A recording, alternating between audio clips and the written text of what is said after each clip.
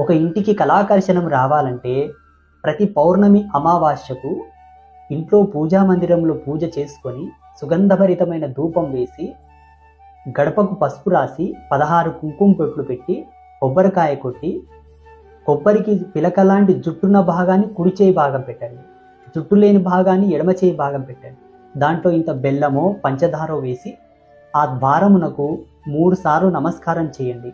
నమస్కారం చేసి ఇంట్లోకి వచ్చి స్టవ్ వెలిగించి ఏదో ఒక పాత్ర పెట్టి దానికి గంధం కుంకుమ బొట్టు పెట్టి 3 సార్లు పాలు పొంగిస్తే మీ ఇంట్లో సకల సంపదలు సమస్త ఆయురారోగ్యములు సిద్ధిస్తాయి. ఇది ఎంతో పరమ పవిత్రమైన వాస్తు సిద్ధాంతంలో చెప్పిన మార్మికమైన పూజ. చాలామందికి ఈ విషయం తెలియదు. ఒక కొబ్బరికాయతో మన ఇంటికి ఉన్నటువంటి అన్ని సర్వ దిష్టి దోషములను, సర్వగ్రహ పీడలను, అన్ని భూగర్భ వాస్తులో ఉన్నటువంటి దోషములను